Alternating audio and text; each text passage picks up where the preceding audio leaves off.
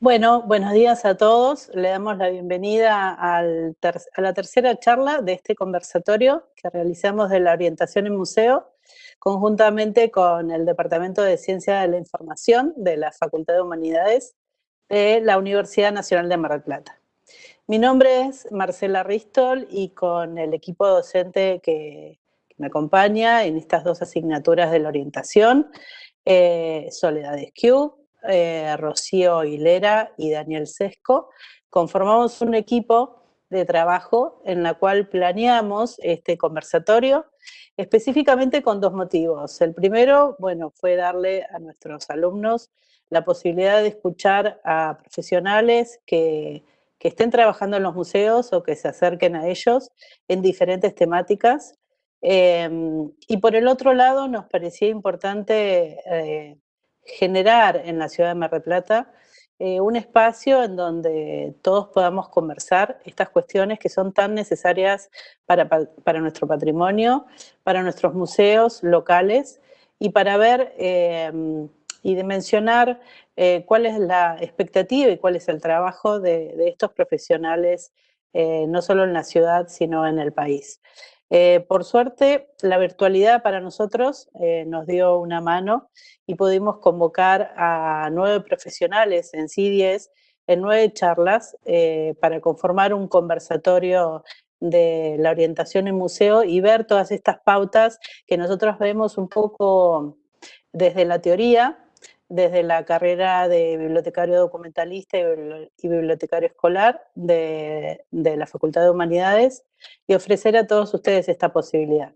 También en esta oportunidad agradecemos a la Facultad de Humanidades, especialmente a Fernando por la parte técnica, que si no fuera por él esto tampoco saldría, y también al auspicio del Museo Juan Carlos Castanino, que con mucha agradecimiento auspician estos conversatorios. Para esta tercera charla, bueno, convocamos a la licenciada Natalia Minuchin. Voy a acercar su currículum. Como recién estábamos hablando con ella, le agradecemos porque el año pasado, cuando creamos esta instancia de participación de estos profesionales, la convocamos a ella en su oportunidad y con mucho gusto dijo que sí. Y entonces, obviamente en este conversatorio no podía faltar, así que la volvimos a convocar y nos dijo nuevamente que sí. Seguramente va a haber un tercero, un cuarto, pero eso lo dejaremos más para el próximo año. La licenciada Natalia Minuchin, voy a leer el currículum, es licenciada y profesora en Artes Plásticas y profesora en Historia de las Artes Visuales de la Universidad Nacional de La Plata. Es especialista en restauración pictórica de la Escuela de la Diputación de Barcelona. Hizo un posgrado de programa de preservación y restauración de patrimonio en la Universidad de Itela. Tiene una pasantía en conservación y restauración de pintura contemporánea en el Instituto Valenciano de Conservación y Restauración en España. Como docente ha impartido conferencias y clases en instituciones nacionales y extranjeras. Desarrolla su actividad en el ámbito de la conservación y restauración desde hace más de 20 años y ha trabajado en instituciones públicas y privadas tanto en España como en nuestro país. Actualmente trabaja en el área de conservación y restauración del Museo Municipal de Arte Juan Carlos Castanino de la ciudad de Mar del Plata, a cargo de la conservación de colecciones. Natalia, hoy el título de la charla es Conservar y Documentar, y agradecemos, por supuesto, la participación brindada para esta charla. Gracias, Natalia. Bueno, de nada. Hola, buenas tardes a todos. Bueno, agradecerles a ustedes nuevamente la invitación. Se van a cansar de mí porque siempre les voy a decir que sí a cada charla que me inviten, y para mí es un placer poder compartir lo que uno sabe o lo que uno va haciendo en el museo, ¿no? Para que todos lo conozcan. Y bueno, aquí estamos nuevamente. Hoy vamos a hablar sobre las tareas, sobre la parte de documentación gráfica, que es la más entretenida para mostrarles en realidad, que hacemos en el área de conservación y restauración, y que muchas veces es poco conocida, ¿no? Porque es una tarea que, si la restauración está oculta, todo el trabajo que también se hace de documentar lo que es la obra de arte también lo es, ¿no? Entonces, bueno, la idea era mostrarles una parte de este tipo de documentación y mostrarles los exámenes que hacemos antes de que una obra ingrese al taller, ingrese a intervenirse directamente en el taller, ¿sí? Bueno, les voy a compartir ahora, para así comenzamos. Ahí está. Bueno, ¿se ve todo bien? ¿Sí, no? Bueno, continuamos entonces. A ver, ahí está. Bueno, arrancamos. Bueno, como les contaba, bueno, estoy a cargo del área de conservación y restauración del Museo Municipal de Arte Juan Carlos Castanino. Para los que no lo conocen, está ubicado en la avenida Colón y la calle Alvear de la ciudad de Mar del Plata, y es una antigua residencia de vacaciones de la familia Ortiz Basualdo, que fue construida en 1909 y conviven dos museos, lo que es el museo con la colección de artes plásticas por un lado, y en el primer piso tenemos el mobiliario original de la casa, que fue construido especialmente a medida y fue realizado por la fábrica de Bélgica Serurier Bobin. Son todos materiales que vinieron sin ensamblar, los trajeron desde allí y bueno, y permanecen aún en la casa y tenemos una importante colección. Pero bueno, vamos a hablar de lo que es propiamente la colección de obras del museo. Se compone, como ustedes pueden ver, por 610 obras de la colección de artes plásticas que están incluidas, y aparte también dentro de esta colección están las 111 obras de Juan Carlos Castanino. O sea que tenemos pinturas, esculturas, grabados, dibujos, material textil, cerámica, y bueno, todas esas obras componen lo que es la colección. En el museo yo estoy en el área de restauración aproximadamente hace un poco más de 5 años, y nunca se contó con un servicio específico de esta área, salvo en los años 90 y pico, no recuerdo bien en este momento, que estuvieron por un par de años trabajando, y en realidad lo que se hacía era, cuando había algún deterioro importante en en alguna obra de arte, se llamaba restauradores externos que han venido del Museo Municipal de La Plata, si mal no recuerdo, o restauradores de Buenos Aires, a intervenir puntualmente sobre algunas obras.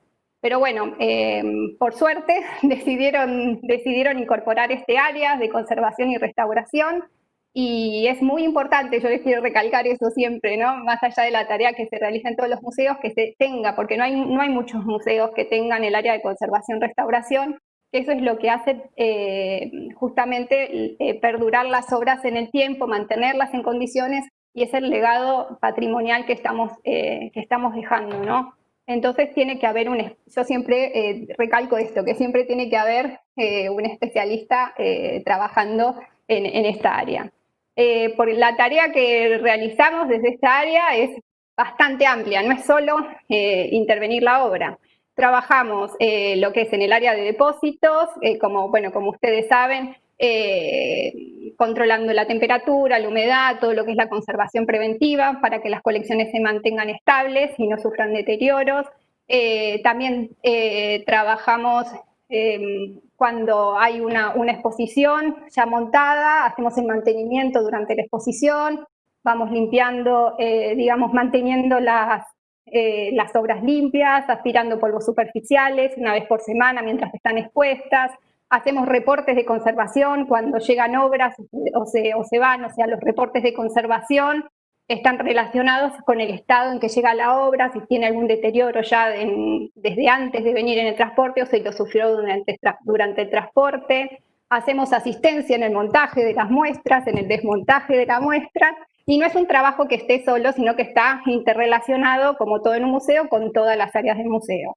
Con biblioteca para obtener información de los artistas, para la documentación, después con el área de museología para las exposiciones, porque en el área de museología es como que nos determinan, nos pasan el listado, trabajamos en realidad en contacto viendo las próximas muestras, los cuadros que van a ir, y bueno, en relación a estas demandas, si la obra tiene que exponerse o no, se observa el estado en que está y si hay que intervenirla, va con prioridad al taller de restauración. Y bueno, y muchas veces cuando tenemos más tiempo podemos elegir una obra que no está en buenas condiciones y trabajar sobre ella. Pero lo que siempre recalcamos y lo que siempre hacemos y trabajamos más es en la conservación preventiva, más que en la intervención de la obra, ¿no? Que es lo que se está atendiendo hoy en día, bueno, como ya saben hoy, en todas las instituciones. También, bueno, es lógico que cuando uno entra a trabajar en una institución, se encuentre con obras que ya han estado intervenidas, ¿no? Y fueron intervenidas hace 10, 15 años. Yo también les digo que no intervengo en las obras, o cuando trabajo sobre las obras no es ni con los mismos materiales ni con las mismas técnicas que cuando empecé a estudiar hace 20 años, cuando empecé a trabajar, ¿no? Porque todo va evolucionando, todo va cambiando, pero bueno, lo que se sostiene siempre en el tiempo es la mínima intervención y la reversibilidad. O sea que en 10 años, 15 años, cuando ya no esté trabajando en el museo, o pueda venir un restaurador y trabajar sobre la obra de arte que intervine porque ha sufrido algún deterioro, y pueda quitar aquello que yo utilicé de la manera más fácil posible sin hacer daño a la estructura interna de la obra. Por eso siempre se usan obviamente materiales específicos de restauración, y recalcar que restaurar no es solo trabajar con las manos, sino que también hay todo un proceso de investigación por detrás. También hacemos un trabajo de difusión del trabajo que realizamos en el área de conservación y restauración, mediante exposiciones donde se han mostrado obras restauradas específicamente de la colección, y hicimos charlas divulgativas de cómo fueron los procesos, los materiales que utilizamos, las técnicas utilizadas, los procesos fotográficos. Y también realizamos en el año, si mal no recuerdo, 2017 y 2018 hicimos una serie de actividades en relación con el Departamento de Educación de la actividad abierto por obras. O sea, que recibíamos a grupos de estudiantes de todos los niveles desde nivel de jardín, hemos tenido, sí, desde jardín hasta nivel terciario, que venían y bueno, y hablábamos sobre lo que implica la conservación preventiva en un museo y bueno, obviamente adecuado a las diferentes edades, íbamos trabajando sobre los agentes de deterioro, por qué no tocar las obras, por qué no fotografiarlas, bueno, y después la visita finalizaba con un breve recorrido por el área de restauración, con grupos de 3 personas, donde les iba mostrando un poco lo que estábamos realizando en ese momento, el trabajo que estábamos realizando en ese momento. Y bueno, y recalcar que bueno, el trabajo interdisciplinar siempre, porque yo no puedo como restauradora intervenir solamente en la obra, digamos, para que se entienda fácilmente, adivinando lo que hay debajo del cuadro, porque el restaurador se sostiene, digamos, con toda la información que nos puede dar un historiador, que nos puede dar un biólogo, que nos puede dar un químico sobre la composición de la materia y demás. Entonces es un trabajo que está en constante interrelación con otras áreas de investigación, ¿sí? Bueno, como les contaba antes, bueno, la conservación de restauración no es solo la tarea de intervenir, sino en este proceso de intervenir tenemos que documentar todo lo que pasa en la obra y esta documentación, justamente como ahí dice, es lo que le da el carácter científico. Nosotros, previo a intervenir, ¿qué hacemos? Cuando la obra ingresa en el taller, hacemos un examen organoléptico, ¿no? Vemos las características de los materiales, la técnica del objeto, el estado de conservación, las peculiaridades que tiene cada obra y también nos valemos de un examen científico que nos va a dar una información más exhaustiva, digamos, de lo que nos va a permitir conocer ese objeto en profundidad. Para luego de este examen que hacemos en primer paso, hacer un diagnóstico donde interpretamos esa problemática que tiene el objeto y ahí elaboramos un plan de intervención o un programa de intervención. O sea que toda obra vendría, la documentación es como el DNI, donde nos cuenta su historia, porque aparte de este examen, este diagnóstico, dejamos asentado todo el proceso de la intervención, las técnicas, los materiales que utilizamos, las proporciones, las pruebas que hacemos. Todo esto, además de estar asentado por escrito, va fotografiado y adjuntado en la ficha técnica esta que presentamos. Y finaliza toda esta documentación, digamos, con el final de la intervención, donde se hacen todas las recomendaciones de conservación preventiva y de recomendaciones para el control y el mantenimiento de lo que sería esta pieza en condiciones, ¿no? Tanto, bueno, si estamos en el museo como si hacemos para otras instituciones o clientes particulares. Lo que nos tiene que quedar en claro es que no puede haber intervención sin una documentación. Eso es lo más importante antes de intervenir cualquier obra. Tenemos que dejar asentado, recopilar toda la información posible que tenemos del objeto y para identificar justamente primero el problema y después empezar a actuar. O sea, por eso son muy importantes todos los estudios previos y las intervenciones. Uno dice, bueno, pero ¿cuánto tardan por ahí a veces en restaurar una obra? Hay obras que están años en restaurarse por todos los estudios químicos, físicos. Bueno, nosotros a veces tenemos a nuestro alcance y ahora vamos a ver unas imágenes que son de los grandes museos que tienen obviamente un presupuesto mayor y tienen una maquinaria que nosotros no tenemos acceso actualmente, pero bueno, que son estudios que se hacen para las obras, ¿sí?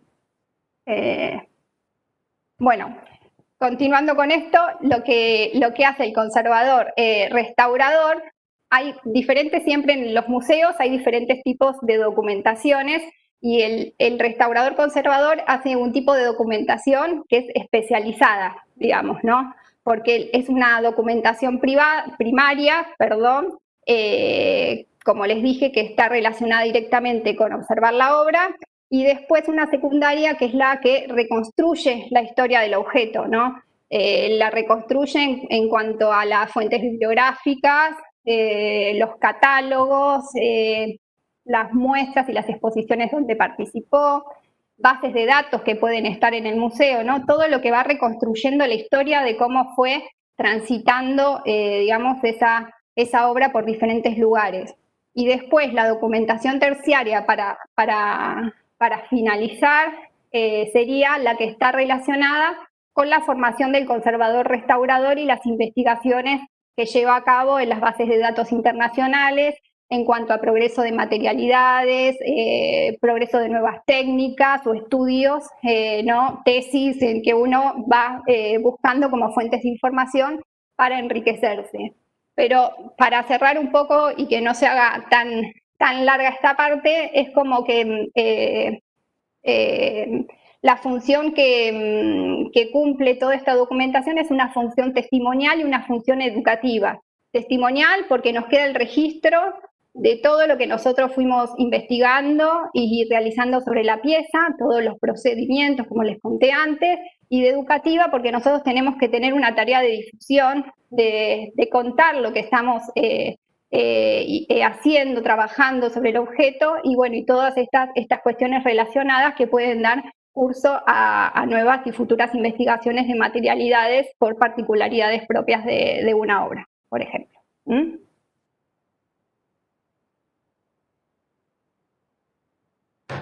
Ahí está.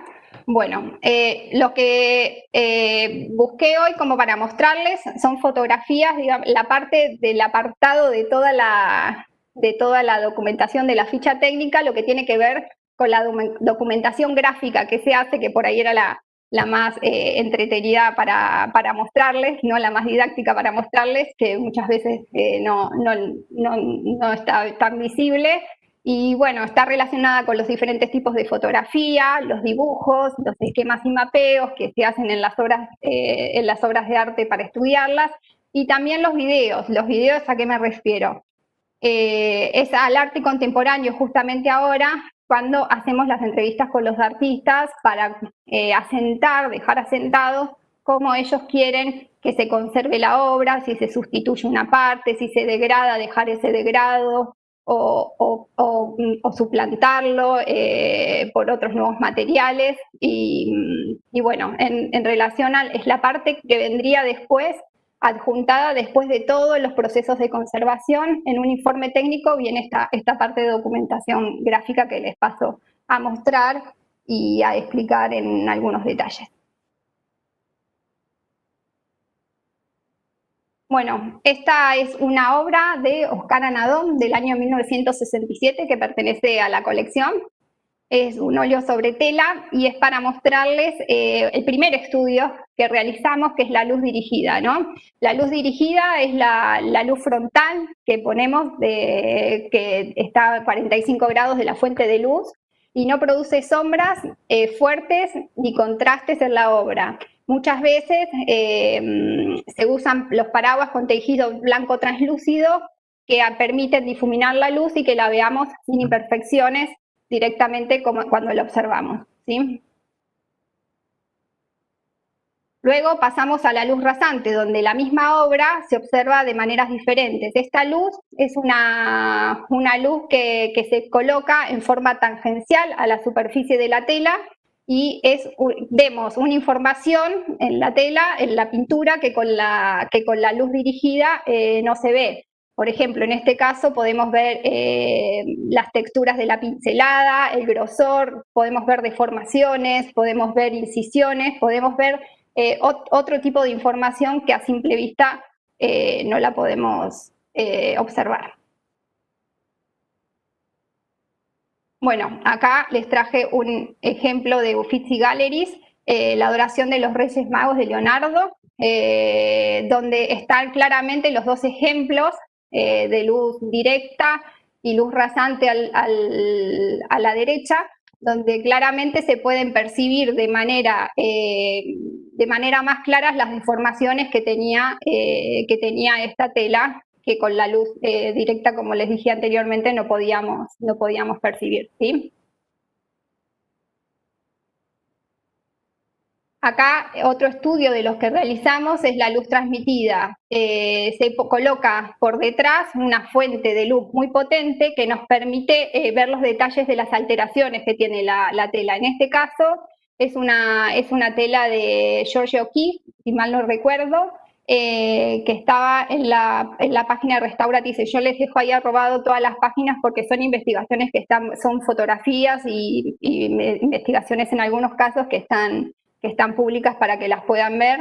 Y bueno, lo que puede ver también es el detalle de la constitución, ¿no? Los tajos, zonas opacas, la materialidad, donde el artista usó menos carga matérica que otras. Se puede observar el trazo de la pincelada y en caso de que tuviera faltantes o puntos, la tela también deja pasar la luz. Esta técnica lo que nos permite, al irradiar la luz o por delante o por detrás, por el anverso, por el reverso de la obra, lo que nos permite también es ver el proceso creativo donde usó determinada materia el artista, ¿no? Y nos permite ver el tipo de deterioros que puede estar sufriendo la obra. Es como un documento más, son todos diferentes tipos de documentaciones fotográficas que nos van permitiendo ver más en profundidad cada deterioro que pudiera llegar a tener la obra, o si no, conocer, como les decía, la técnica artística del artista. Bueno, ahora la fotomacrofotografía es una foto que utiliza la realidad aumentada de 1 en 10.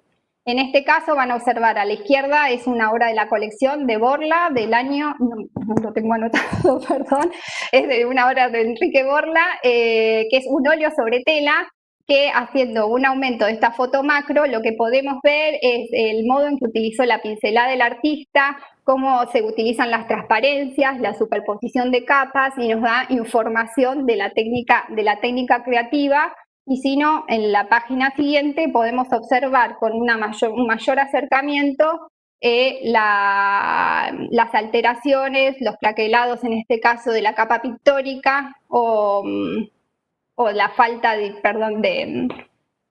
la capa de imprimación, como se ve a la imagen de la izquierda, ¿no? Donde se ven los faltantes que a simple vista, si lo vemos en la anterior, no se observaban, ¿sí?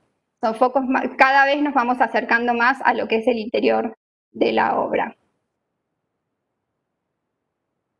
Después, otro de los estudios que realizamos es la fotomicrografía, que es cuando aplicamos una cámara a un microscopio, ¿no? Obviamente tiene un mayor aumento que la foto macro y nos permite ver lo que es la composición muchas veces de un cuadro, de las fibras de un papel o de una tela. En este caso el cuadro, para los que no conocen, está compuesto por un soporte, en este caso vamos a ver un soporte tela, después viene lo que es la capa pictórica, después viene, la capa de preparación, la capa pictórica y la capa de protección. Esto lo vamos a ver en esta foto micro tomada con microscopio, que requiere una técnica invasiva. ¿Por qué es una técnica invasiva, decimos? Porque nosotros tomamos con una punta de bisturí una muestra milimétrica que la llevamos a analizar con un químico en un laboratorio, donde nos va a dar la composición de ese cuadro, de qué está compuesta la capa de preparación y la capa pictórica. Y aquí están numeradas como 1, 2, 3 y 4, donde el 4 es la capa de barniz y después viene, bueno, la pintura, la preparación y el soporte, ¿no? Eso nos va a dar información de cómo está constituida la obra.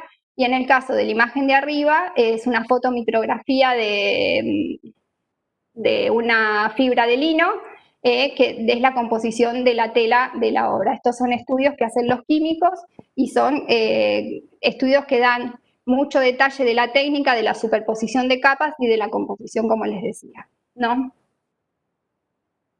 Acá, en esta otra de las imágenes, no se entiende nada seguramente, pero ya les voy a explicar. Esto es una foto micro obtenida con un microscopio de barrido, un microscopio electrónico de barrido. Esto es una prueba que se realizó, que realizamos, digamos, aquí en los laboratorios de la Universidad de Mar del Plata, donde tomamos una muestra de una escultura de yeso para realizar una limpieza con gel de agar, ¿no? Pero lo quería traer en realidad para mostrarles en la foto de la izquierda, aquí en la superior, se ve cómo la superficie está la suciedad superficial cohesionada, digamos adherida, es como una capa de costrita de suciedad, para que lo entiendan bien claro, a la superficie de yeso, ¿no? De la escultura. Y a la derecha es la prueba que realizamos con este gel de agar. El gel de agar es como que actúa como una esponja superficial que se puede dejar en contacto unos minutos o repetir la operación varias veces, y lo que hace es absorber toda esa suciedad sin alterar la superficie. Ustedes van a ver que hay que la superficie está lisa, ¿no? Sin disgregarse.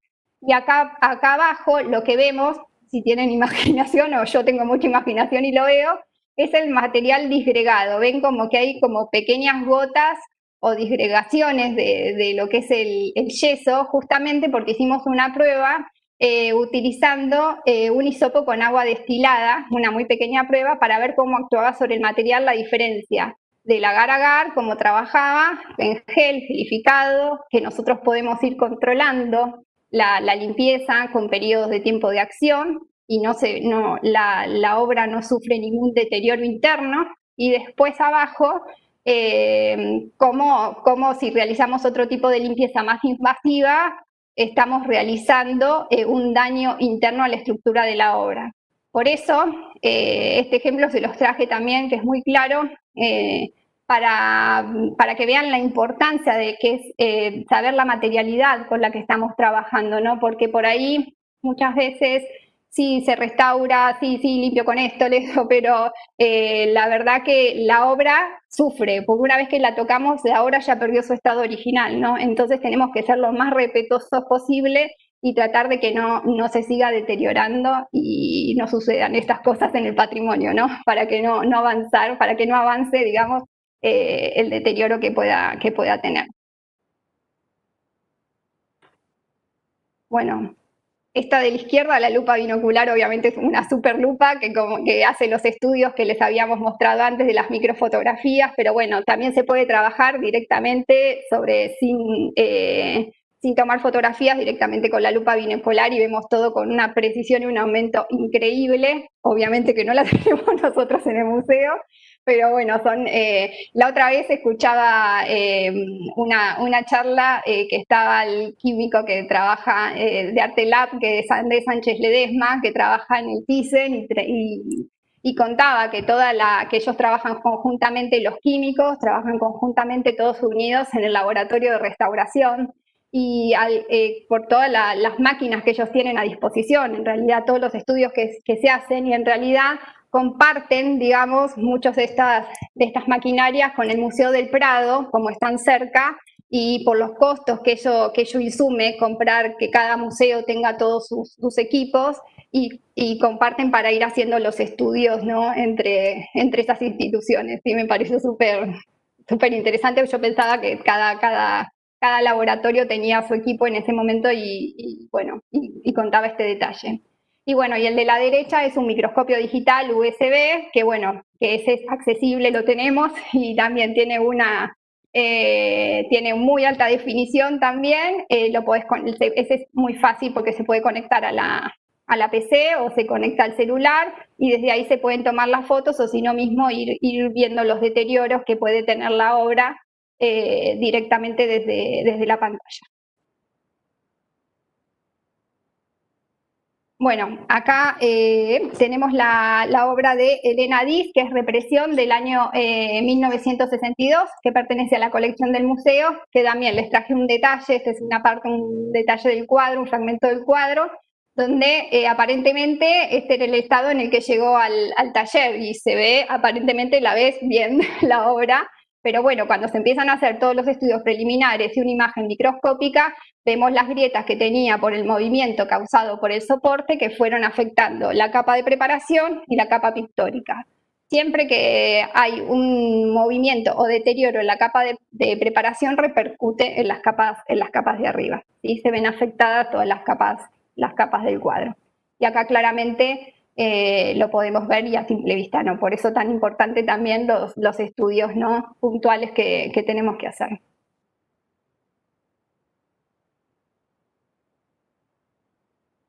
Bueno, esta también es otro de los estudios, es fotografía con luz ultravioleta, que es una técnica no invasiva y no destructiva para análisis, y lo que hace es que tiene una poca penetración en todo lo que es los sustratos, o sea, las capas de la pintura.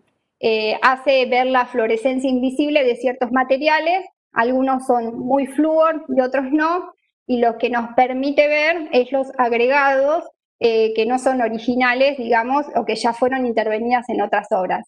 Esta es una obra de Prilidiano Pueyrredón, que pertenece a la colección del museo, es el retrato del doctor Diego Alcorta, y bueno, por la fluorescencia esta visible que nos permite esta luz, la característica esencial es que cuanto más antiguo es el material, más fluorescente es por las alteraciones químicas producto del envejecimiento, ¿no?, de estos materiales, y un barniz envejecido, cuanto más nuevo es más oscuro y cuanto más antiguo es más blanquecino o más flúor, ¿sí? Y después, en este caso, esta fluorescencia ultravioleta nos permite ver lo siguiente. Esta parte blanquecina, como les decía recién, corresponde a un barniz envejecido. Y esta parte oscura, lo que nos permite ver es la suciedad superficial de la capa de un cuadro. O sea que nosotros podemos determinar qué estamos eliminando en un cuadro cuando lo estamos limpiando, qué sustrato estamos sacando. O sea que en este caso estamos quitando lo que es la suciedad superficial, o sea, toda esta capa oscura. Lo blanquinoso sería el barniz antiguo, ¿sí? Y todo esto se deja registrado en estos estudios y en esta documentación que les estoy presentando.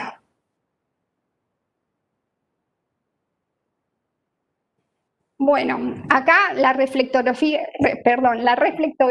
infrarroja, esta es la misma imagen de la adoración de los magos de Uffizi Galleries, que bueno, la reflectografía infrarroja la podemos hacer de dos maneras. Se puede realizar en una cámara profesional, se ponen los filtros infrarrojos, de luz infrarroja, se saca la foto y lo que permite es que los barnices que están opacos adquieran transparencia y nos permitan ver qué es lo que hay debajo del cuadro.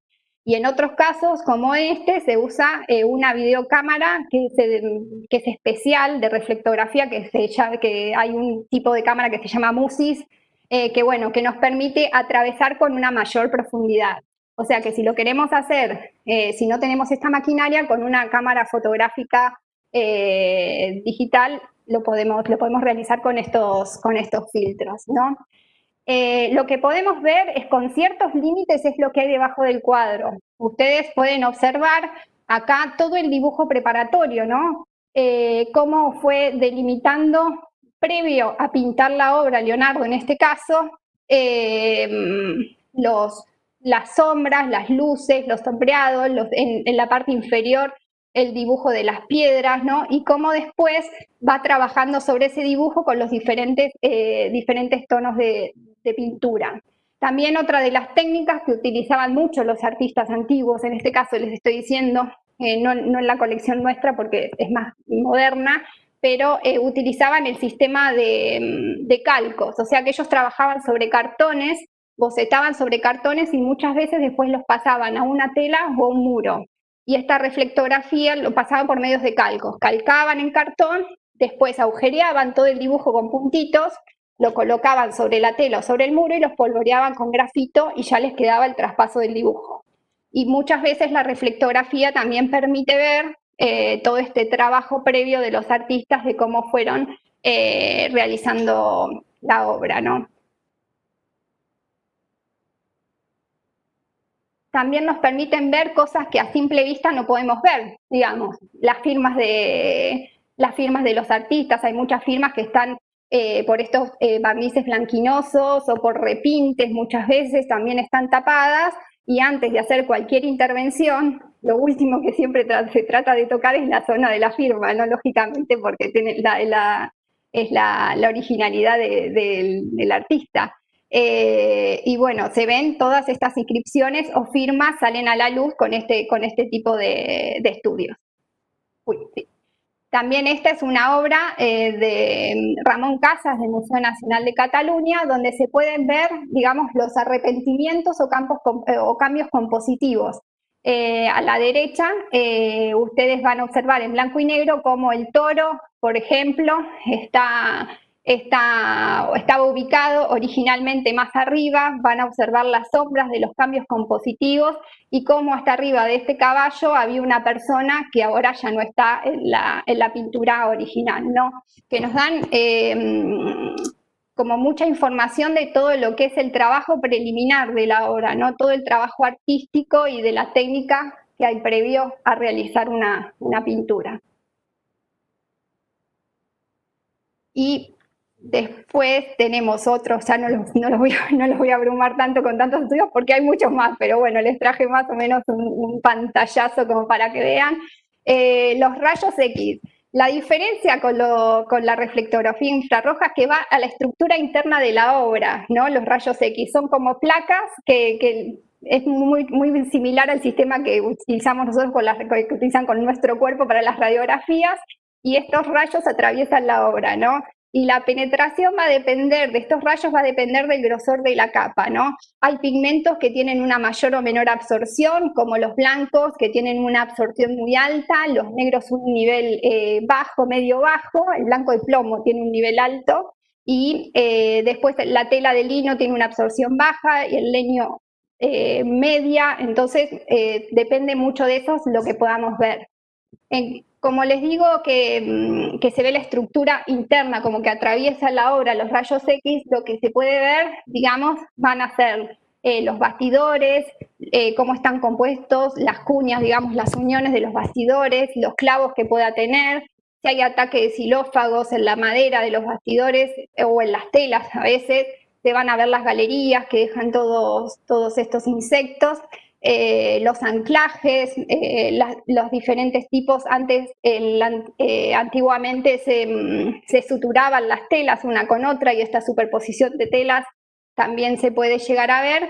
Y en este caso es una obra que está en un artículo que pertenece a la National Gallery, está atribuida a Goya, donde se pueden ver los dos cuadros que conviven en una obra por haberla utilizado dos veces, pero bueno, todavía está en discusión esta atribución, porque siempre es muy difícil en el mundo del arte llegar a estas conclusiones tan determinantes si pertenece o no realmente a un artista, porque tiene que haber muchísimos y muchísimos estudios y cotejaciones de técnicas, materiales y demás, y bueno, al día de hoy todavía sigue digamos, en estudio la atribución. Bueno, este proyecto se los muestro como para que lo puedan disfrutar, porque es realmente interesante los estudios, lo que nos permiten todos estos estudios, la documentación gráfica y todos estos estudios fotográficos, es el proyecto Gigapixel, que lo pueden ver aquí en esta página del Museo Reina Sofía, donde van a encontrar un nivel de imágenes terrible de todo lo que es el trabajo que se realizó con el Guernica de Picasso, y donde van a ver todos estos estudios morfológicos de fotografías que les estuve mostrando y cómo van manteniendo la obra, porque ha estado enrollada en algún momento y bueno, y siempre sufre daños y la tienen que tener en un control permanente, y se puede ver toda la evolución de lo que fue la conservación de esta obra y el estudio de los pigmentos y demás materialidades en la página, como para que entren a verlo. Ahí hay un ejemplo de una captura de pantalla donde les muestran aquí el sector que están estudiando y cómo se puede ir aumentando la realidad para llegar a un nivel de detalle donde se ven las microgrietas que tiene aún y bueno, y todos los estudios morfológicos que van haciendo de colores, de vibraciones del material y todos porque tienen como sensores especiales estas obras como para brindar este tipo de información. Bueno, otro de los estudios, que ya vamos terminando, no se preocupen, que hacemos es el mapeo, ¿no? Es un dibujo que realizamos nosotros como un calco de referencia de lo que es la obra, que agregamos a esta ficha técnica también, donde hacemos un diagrama de los daños, donde ustedes van a poder ver los colores, donde marcamos con un color los desgarros, con otro las marcas en el lienzo. En este caso las marcas en el lienzo corresponden a donde la tela ha estado apoyada en contacto con el marco, ¿no? Y cómo quedó marcado sobre la superficie pictórica, y las pérdidas que puede tener o las pérdidas de imprimación, o sea, de la capa de preparación, y las pérdidas de pintura, para que queden asentados en un mapeo muy general dentro de todos estos estudios. Bueno, y para terminar les voy a mostrar unas fotos de cómo se puede hacer toda esta información de restitución pictórica, cómo se puede utilizar en un proyecto museográfico muy interesante. Bueno, esta es la iglesia San Climent de Taúl. Les cuento un poco esta historia. Son un conjunto de iglesias románicas, esta no es la única. Son un conjunto de iglesias románicas que están en los Pirineos catalanes, que son patrimonio de la UNESCO, ¿no? Están cada una en una punta de un valle y se mantienen al día de hoy con todo su patrimonio. Aquí al costado hay un andamio muy rústico, pero en uno de esos estoy trabajando yo arriba de todo con las pinturas murales, hace 20 años atrás más o menos, pero bueno, estuve ahí. Específicamente en esta iglesia de San Climent de Taúl, estuve trabajando en lo que eran unas tablas medievales que estaban en el altar. Y bueno, tiene 3 ábsides esta iglesia, como pueden ver en la parte de afuera, y como les decía, están comunicadas,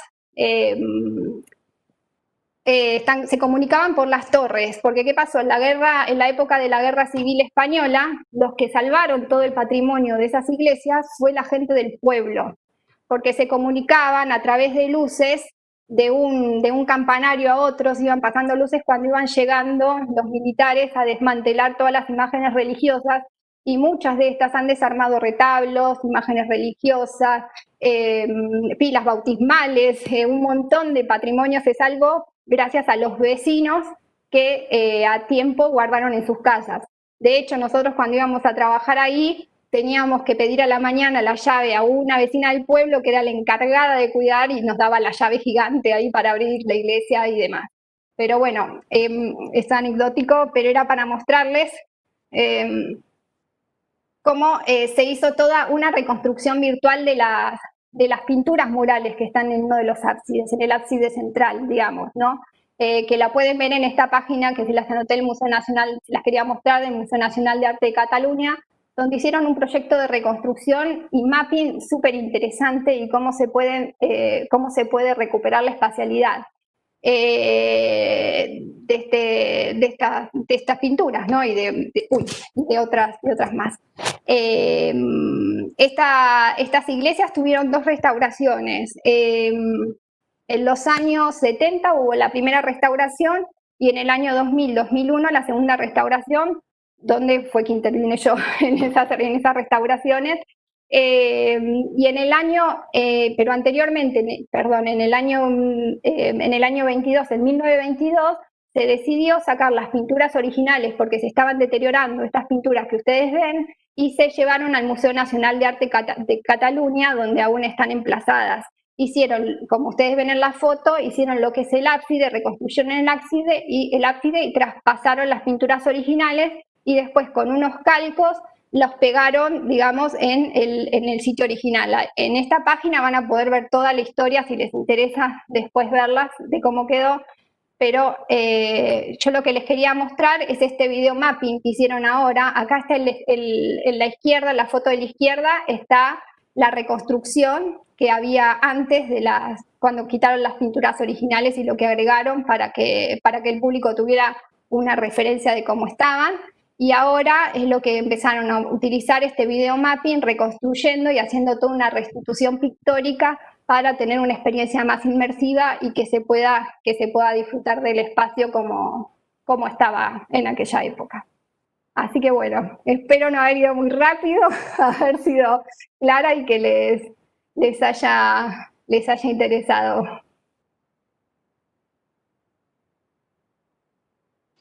Bueno, Natalia, la verdad que sí, nos dejaste, fue casi un poquito menos de una hora, pero Sí, muy dinámico. No, estuvo muy bien, la verdad que son temas que también a nosotros nos interesa, si bien obviamente no accionamos, no somos conservadores ni restauradores, pero sí nos interesa obviamente la dinámica y el conocimiento tuyo nos acerca a ese trabajo tan laborioso de reconstruir o de conservar una obra, ¿no? Vos sabés que ahí hay un montón de preguntas, ahora las vamos a hacer, pero la otra vez, teniendo la relación de trabajar con gestión de colecciones o explicar un poco qué era la gestión de colecciones y viendo el tema de los registros y los inventarios dentro del Museo del Prado, con una de las alumnas, había un artículo en donde manifestaba que los registros y los inventarios se hacían por marcas o numeraciones en las mismas pinturas, ¿no? Sí, en las colecciones reales y privadas de aquellas épocas. Entonces, se me ocurre preguntarte si eso vos lo has visto en nuestro país, esa forma, ¿no?, de poner el número de la numeración o de marcarla con una pincelada que no es la pincelada del artista, ¿no?, dentro de la superficie, a ver si eso existe en nuestro país y si da de la misma forma como en esas colecciones, ¿no?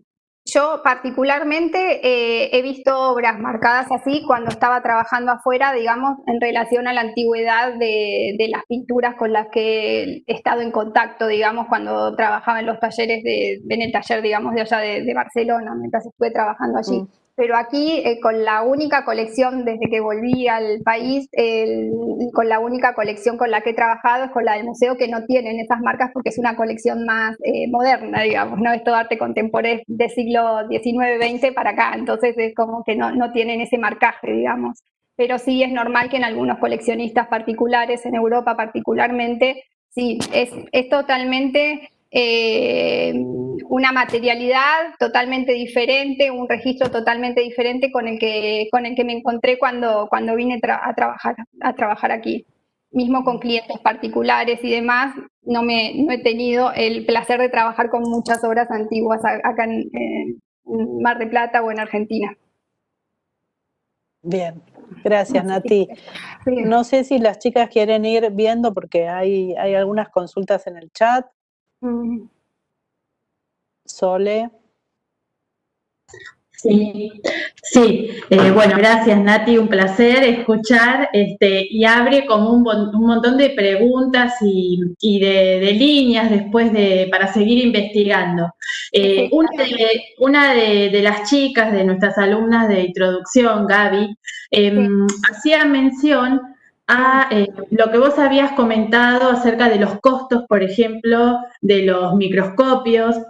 Y bueno, y hacía mención también a unas palabras digamos, de investigadores, de Américo Castilla puntualmente, en el área de museología, donde decía que en este tiempo, sobre todo de pandemia y de crisis económica, más que nada los museos vamos a tener que evaluar, debido justamente a los costos de materiales y de equipamientos para diagnósticos, evaluar qué obras restaurar y qué obras no, qué obras dejar así.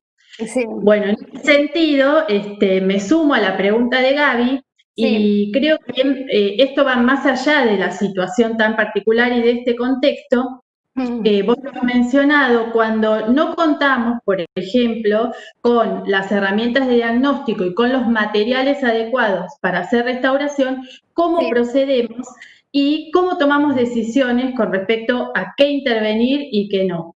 A ver si más o menos. Sí, más o menos sí. Bueno, nosotros, digamos, desde el museo, todos deben saber que tenemos como un presupuesto muy acotado, digamos, para trabajar en cuanto a los materiales y en cuanto a los estudios.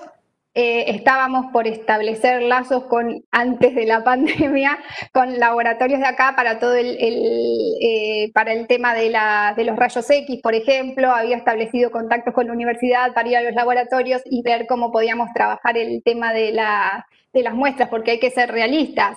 Todos estos estudios no los realizamos siempre con todas las obras, y de hecho yo cuando he estado trabajando afuera muchas veces tenemos estudios preliminares, pero no todos los estudios realizados, y hemos empezado a intervenir las obras porque, bueno, nada, tenemos el conocimiento, el cuidado y demás como para ir interviniendo la obra con lo que con lo que conlleva, ¿no?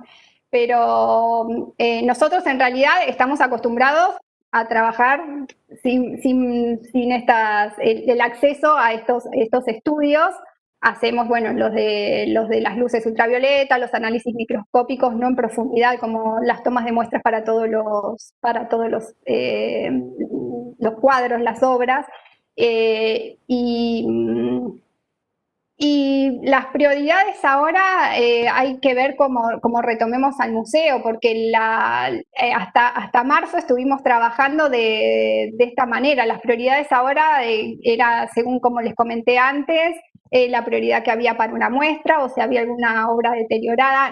No tenemos obras que estén en estado, digamos, calamitoso o desastroso que necesiten una intervención urgente en la colección, gracias a Dios. Entonces nos guiamos por estos principios, pero nunca nos guiamos, si la pregunta es si nos guiamos en cuanto al presupuesto que tenemos, no nos guiamos en cuanto al presupuesto que tenemos, porque si antes era poco, ahora creo que va a ser menos, digamos. Entonces vamos a seguir con la misma metodología en cuanto a eso y ver si podemos establecer estos lazos de reciprocidad con los laboratorios o no, pero bueno, para establecerlos cuando todo vuelva a funcionar un poco dentro de la nueva normalidad que le llaman, ¿no? De esa manera. No sé si respondí la pregunta. Nati, te pregunto, esto, por ejemplo, si en el mejor de los casos vos tenés una lista de deseos, ¿no? Yo tengo una lista de deseos donde tengo un montón de herramientas y cosas que en un futuro las voy a ir tachando. De hecho, ayer ya taché 3. Dije, bueno, en esta cuarentena me puedo hacer de esta herramienta, de esta herramienta, de esta herramienta. Sí. Si vos, por ejemplo, en esa listita de deseos con respecto a tu taller laboratorio, pudieras decir, bueno, 2021, 2022, ¿qué sería lo que pedirías? Porque seguramente alguien nos está escuchando que por ahí le puede interesar abonar esa herramienta. ¿Qué sería, digamos, que le hace falta muy urgente para poder en esta misma, digamos, en perfeccionar ese diagnóstico? Sí, bueno, perfeccionar el diagnóstico, un microscopio sería genial, de alta resolución sería genial tenerlo, ¿no? Para ver en profundidad estos deterioros que venía nombrando. Los materiales, bueno, los que se consiguen acá se consiguieron, y si no el resto, sinceramente los llevé yo. De cada viaje que hice lo fui comprando y los utilizo tanto para mi taller particular como los llevo para el museo, porque si no, en realidad hay muchas cosas que no se consiguen acá. Y para trabajar con temas de solventes gelificados, para limpiar, para hacer limpiezas y demás, o barnices, colores al barniz que aquí no se consiguen, nos sale una fortuna. Bueno, uno se va copiando de material y bueno, cada viaje que pude hacer fui comprando y amor al restauro. Es así, claro.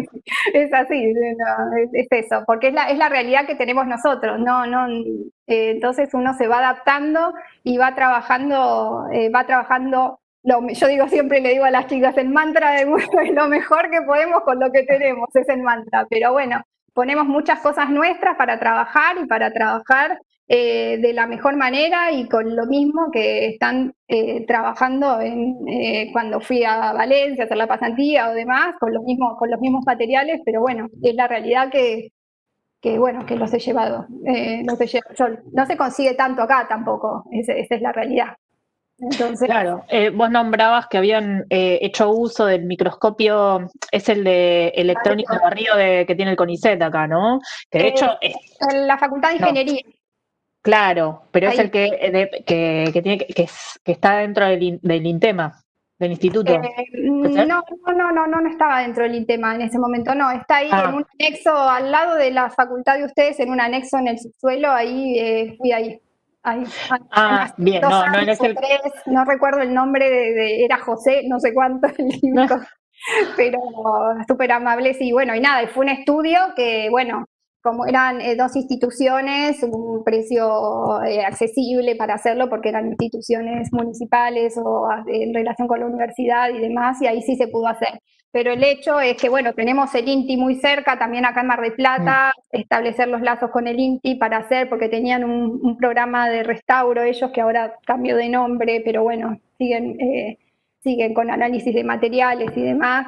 Pero bueno, también el tema, muchas veces en Buenos Aires hay mucho más acceso, digamos, están los laboratorios de tarea de la Universidad de San Martín, hay un montón de laboratorios que están más accesibles, pero bueno, también nosotros somos un museo municipal, los costos y demás, es la realidad que nos toca también a veces, que no se pueden sustentar, digamos, todos, porque obviamente son estudios que cuestan y bueno, ojalá pudiéramos hacer los mega patrocinios que hacen para restaurar el crowdfunding que hacen en Europa para restaurar una obra y son miles de euros, pero bueno. Pero bueno, capaz que nos están escuchando, Natalia. Así que por eso, nunca hay que perder las esperanzas. Sí, no. Sí, así que... Sí, no te queríamos decir, pero en sí hicimos toda esta reunión para generar algún tipo de colaboración. Una vaquita. Es una cámara oculta, esto es una cámara oculta. Nati, siempre hablamos de la obra, ¿no? Y de la pintura y demás, pero en la restauración, ¿qué importancia tiene el marco, ¿no? De la obra. De la obra y es importante como la obra, es lo que le da el encuadre final, es todo. A ver, yo siempre digo lo mismo, ¿no? Cuando uno va afuera y charlas con colegas restauradores, como que se sorprenden que uno tenga que intervenir sobre el marco, sobre la pintura, sobre el soporte, porque hay especialistas para marcos, hay especialistas para soporte tela, soporte madera, papel, bueno, para todo, como vemos, ¿no? Pero bueno, la importancia del marco es igual que la obra. Así es. Tiene una importancia histórica, una importancia artística, estilística, de factura, ¿no? Entonces es muy importante también, es lo que acompaña. Natalia, quería consultarte una cosa. Primero agradecerte porque fue sumamente interesante, muy dinámica. Gracias. Y muy pedagógica. Bueno, pero quería consultarte, he escuchado que en ciertas restauraciones se utilizan técnicas médicas, por ejemplo, tomografías, endoscopías, si has visto algo de ese tipo. Y después, por otro lado, vos hacías mención en cuanto a lazos de reciprocidad con laboratorios.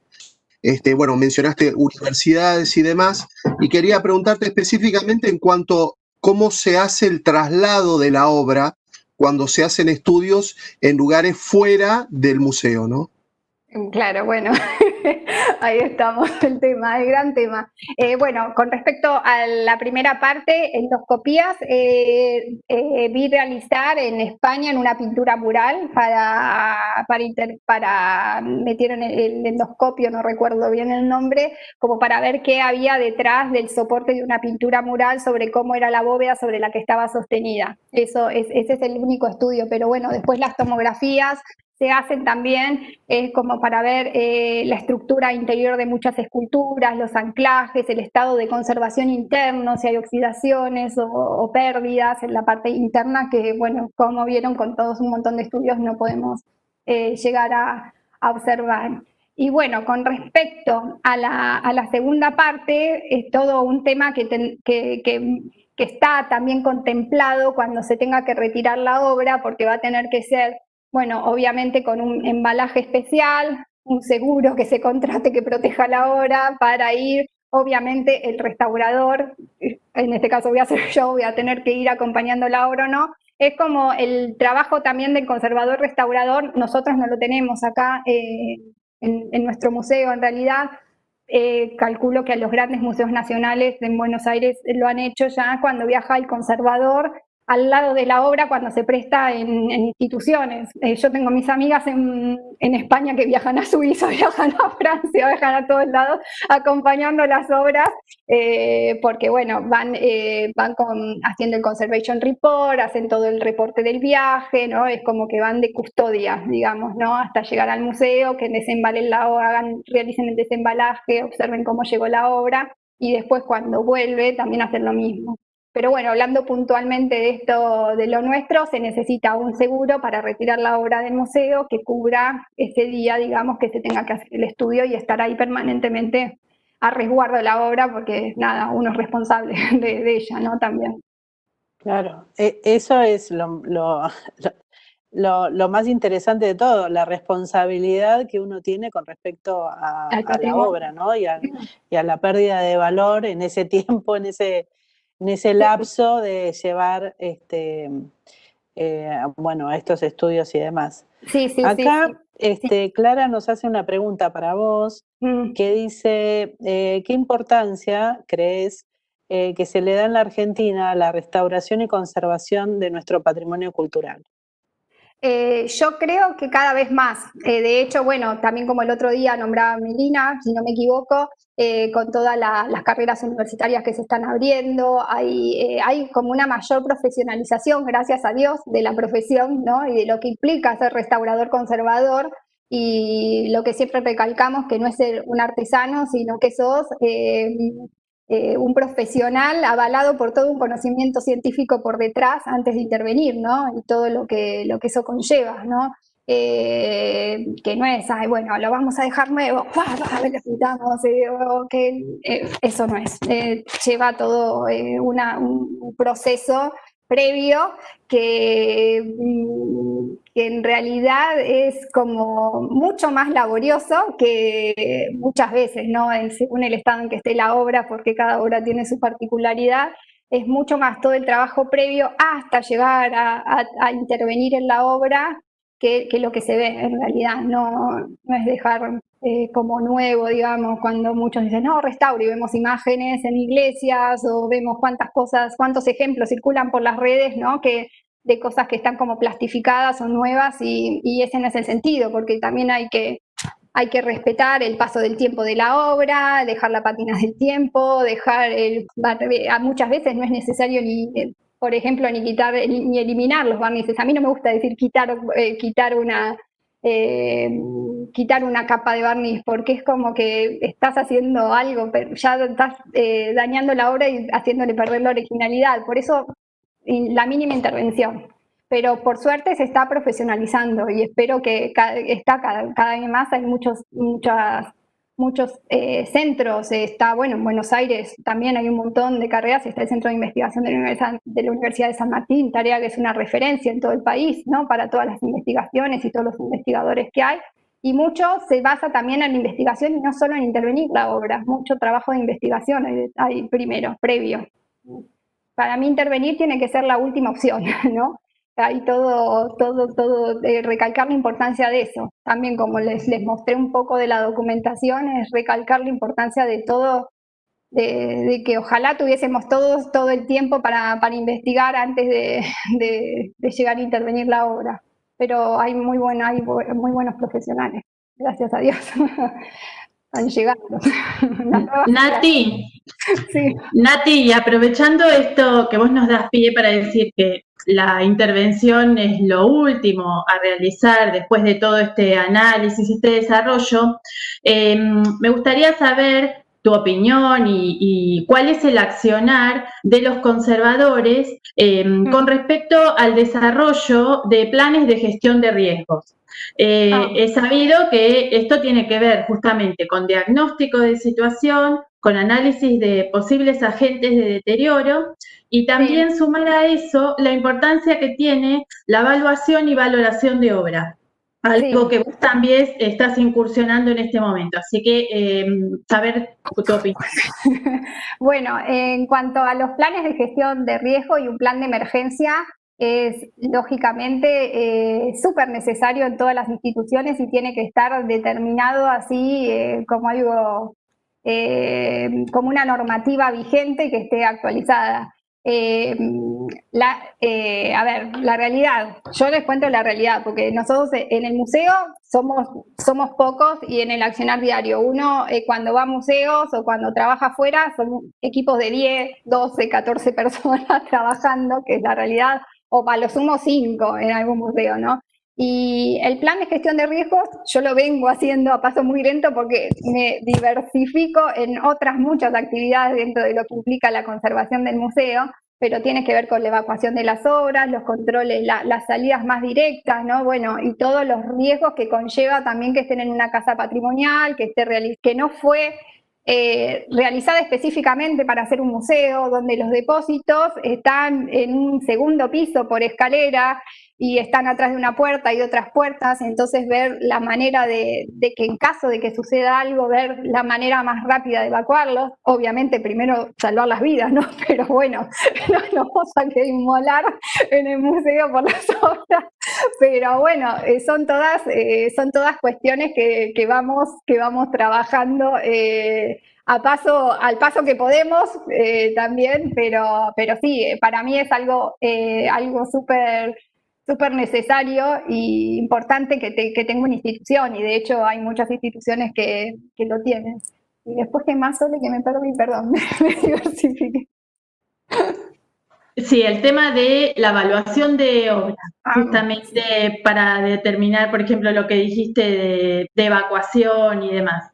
Claro, bueno, la evaluación de obra, bueno, eso tiene que estar realizado por un experto, tienen que estar las obras autentificadas, que ese es un gran problema en todos los museos del mundo, porque con este avance de la autentificación de las obras de arte, hay muchos museos que no quieren autentificar porque hay muchas obras falsas en todos los museos del mundo, y que también esas obras falsas son grandes generadores de ingresos de los museos. Entonces, es una realidad, o hay obras que son falsas y han sido expuestas y después que se termina la exposición se incautan. Bueno, hubo un caso hace poco de los Modigliani en Génova, si no mal no recuerdo, que de 61 obras, 17 eran falsas. Entonces, bueno, nada, con ese tema de la evaluación tiene que venir un experto, un expertise a gestionar toda la colección, a evaluarla en realidad, pero bueno, una cosa es la evaluación económica, otra es la autentificación, que la autentificación es lo que le daría un valor patrimonial también al ser, ¿no?, pertenecientes a una colección, y bueno, y en ese punto estarían todos estos estudios y todas estas polémicas, que también, como vimos, para autentificar una obra de arte, digamos que también hay como muchas trabas, y al día de hoy hay algunas que vienen años y años que todavía no está determinado ni clarificado, porque uno puede autentificar en base a estudios estilísticos de pigmento o de fotografía infrarroja o demás estilísticos, podés validar, pero no autentificar, porque autentificar te puede traer también problemas legales con propietarios de obra, los museos y todo. Entonces nadie dice, bueno, este es, no sé, un Picasso, o esto es, entonces está también ese tema como que se van posponiendo, pero bueno, no sé si respondí la pregunta, Sole. Sí, perfecto. Pero sí, cuando ahora, por ejemplo, cuando, bueno, ya tiene el museo una colección, y esto es lo que vos decís, de no realizar la autentificación porque, bueno, por un tema hasta legal, digamos, sí, los nuevos ingresos sí se realizan. Claro, sí, por eso también es importante la documentación con la que ingresa la obra a una colección, porque Claro. la documentación nos está hablando de dónde viene la obra, quién es el primer comprador, después vos podés cotejar quién fue el primer propietario, si realmente se expuso en tal lugar, según los sellos que tenga, de dónde venga autentificado, entonces ahí como que vas teniendo más herramientas. El problema para autentificar o ver una obra, si es legal, aparte el negocio este de la falsificación de obras de arte es tan especializados, digamos, que buscan telas antiguas, buscan la capa de preparación, es como que es todo, tiene muchas aristas como para determinarlo, pero en el caso de la documentación no puede fallar, digamos, Claro. si falla en algún punto, entonces ahí tenés que empezar a dudar de dónde viene esa obra. Pero si vos tenés referencia, si uno tiene referencia del propietario original, de quién la compró o dónde la exhibió, ahí le podés empezar a seguir el rastro de la historia. Y las instituciones esas donde estuvo expuesta la obra, te tienen que brindar esa información de catálogos, de que realmente estuvo en esa muestra y todo. Pero si vos ya tenés el segundo o tercer vendedor y no tenés referencia de dónde estuvo la obra, ahí ya uno empieza a hablar de la procedencia, ¿no? Claro, porque aclaremos que cuando una obra llega al museo la obra y llega toda la documentación Es el DNI. referida, exacto, referida a esa obra, ¿no? Claro, De ahí, sí. bueno, vos vas haciendo todos los lineamientos históricos de esa obra. Claro, Acá Fernando, sí. perdón, acá Fernando deja, Fernando Hidalgo, que es muy activo ya en nuestros conversatorios. Conservador. Sí, nos va a salir bueno, Fernando. Dice, ¿cuál es la intervención más complicada en la que trabajaste? ¿Cómo lo solucionaste? ¿Y con qué técnicas? Y dice, ¿y si alguna vez se arruinó una obra? Más en términos generales va a hablar Fernando, Sí, porque no creo que... No. Igual, macanas nos hemos mandado todos, pueden ser reversibles o no, eso hay que decirlo, que uno se puede equivocar porque uno no nace sabiendo todo y bueno, nada, con el mayor cuidado posible, pero podés a veces tomar una decisión errónea y bueno, por eso hacer hincapié en la reversibilidad. A todos nos puede suceder y nos ha sucedido, el que diga que no es un genio, pero bueno. Eso es una. Y después, intervenciones muy complicadas. Tengo una memoria muy mala, pero es un desastre. Debe haber alguna. No, tiene que ser. Sí, hay complicadas. Seguro que cuando empecé todas me parecían complicadas porque uno está aprendiendo, pero muy, muy deterioradas. No, recuerdo una puntualmente de una obra en Barcelona que vino. Sí, bueno, eso sí era complicado. Vino toda enrollada porque la habían comprado era una obra del siglo XIV y la habían encontrado en un anticuario, en un pueblo la había comprado el propietario y la había puesto a lavar en una bañera. ¿Cómo sí. Bueno, sí, la había dejado en remojo toda la noche en el hotel. Ahí para que se limpiara.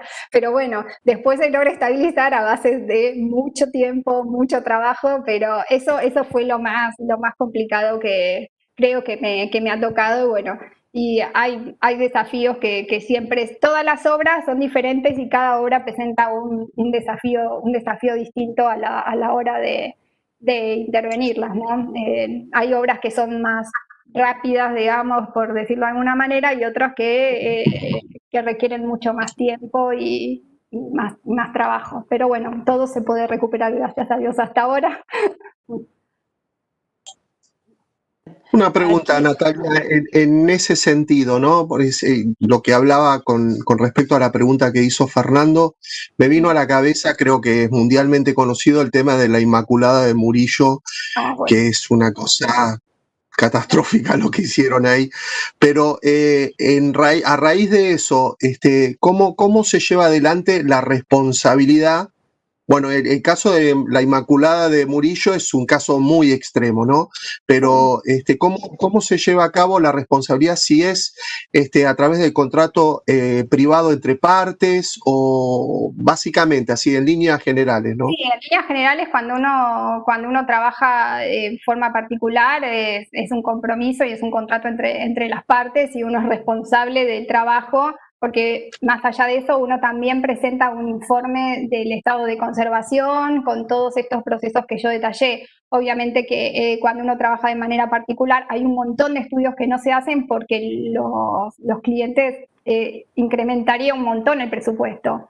Entonces hay un montón de estudios que no se hacen, pero bueno, en este caso yo no sé qué pasó si fueron penalmente, digamos, juzgados o no, porque si no juzgan ni penalmente a los falsificadores, a un restaurador que hace una mala intervención, yo no conozco particularmente, también ha pasado este caso súper famoso de que, bueno, que va por miles, yo porque el más conocido, pero el de leche, el de leche homo en España también que pasó, que al final se convirtió en un boom turístico en el pueblo y no lo querían sacar en un momento por todo el ingreso que estaba generando en el pueblo. Y a la señora no le hicieron nada y a él de la Inmaculada, yo no sé si hay una demanda, pero no, penalmente no se hace, no hay un juzgamiento, digamos, de lo que se hace. Pero bueno, porque en este caso por el restaurador y en el caso de los falsificadores dicen, no, yo estoy haciendo una copia a la manera de, entonces, porque pasan, esa es la gran discusión que hay en día. Entonces nos encontramos con esta cuestión también, ¿no? Es más, yo creo que es más un compromiso moral de uno como restaurador. A mí me agarra un ataque si me pasa, no me pasaría nunca porque es la conciencia de uno, ¿no? Trabajando y el compromiso de uno con su trabajo, pero hay gente indudablemente que no le importa. Nati, nos hace Lili, una alumna, una pregunta muy interesante. Si los registros de las intervenciones, de las restauraciones, se agregan a la documentación de procedencia de cada obra. Sí, nosotros tenemos en el área de museología está la documentación de cada artista con la historia personal de la biografía del artista, todo lo que es la historia de las muestras, de las exposiciones, catálogos, demás, toda la información que se recoge desde el área de museología, y nosotros adosamos esta documentación específica de conservación-restauración, queda en esa carpeta, entonces está en la documentación del museo y en la documentación de cada artista.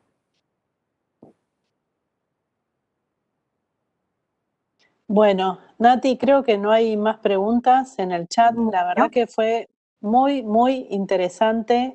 Nos abriste todo un panorama. Estuviste alerta a todas las cosas que pasan en el museo en el que estás a cargo del área, y también nos hiciste viajar un poquito por Europa, que también siempre viene bien. En este momento de pandemia.